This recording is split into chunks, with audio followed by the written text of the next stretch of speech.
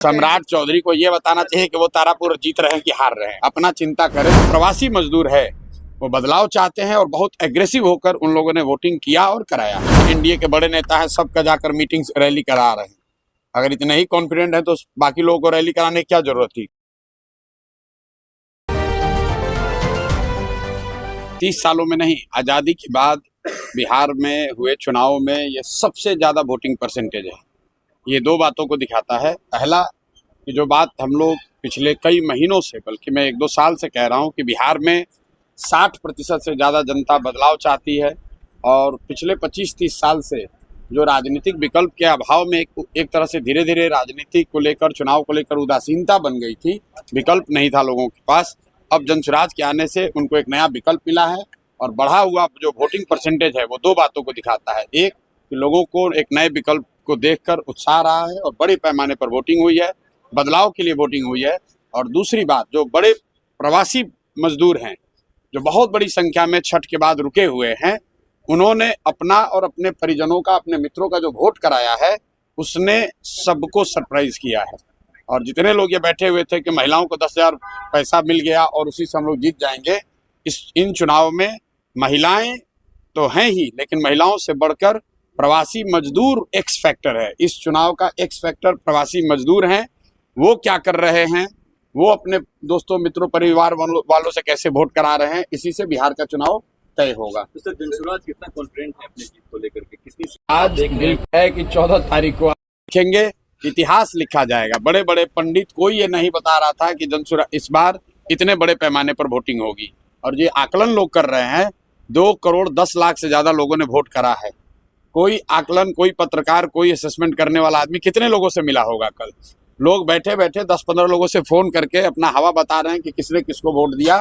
किसी को जानकारी नहीं है। जब 14 तारीख को काउंटिंग होगी तभी पता चलेगा कि 2 करोड़ से ज्यादा लोगों ने किसको वोट दिया है सबसे ज्यादा मात्रा में। जो हम लोग देख रहे हैं कि जो प्रवासी मजदूर है वो बदलाव चाहते हैं और बहुत एग्रेसिव होकर उन लोगों ने वोटिंग किया और कराया।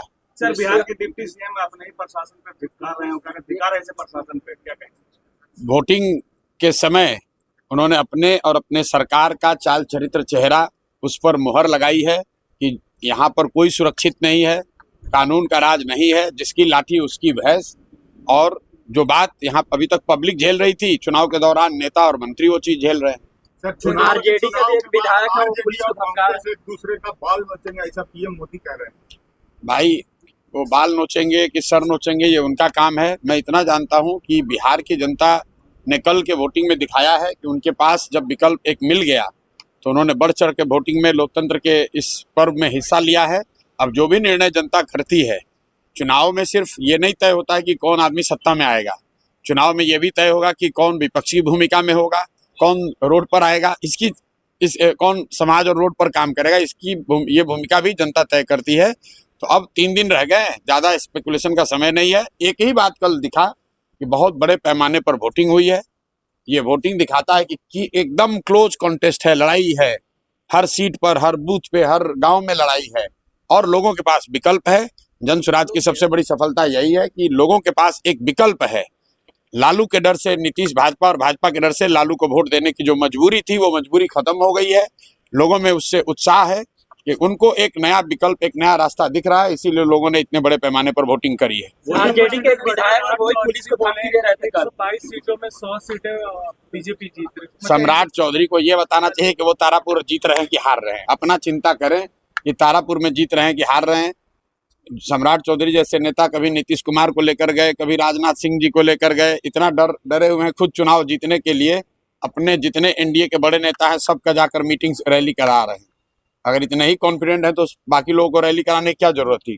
खुद ही जीत जाते, अपने काम के आधार पर जीत जाते। उन्होंने कहा है कि जो रोजगार के मुद्दे पे हैं, युवाओं ने बढ़ चढ़ के वोट दिया आरजेडी और गठबंधन। देखिए, तेजस्वी यादव कब कॉन्फिडेंट नहीं थे कि कल कॉन्फिडेंट दिखे आपको?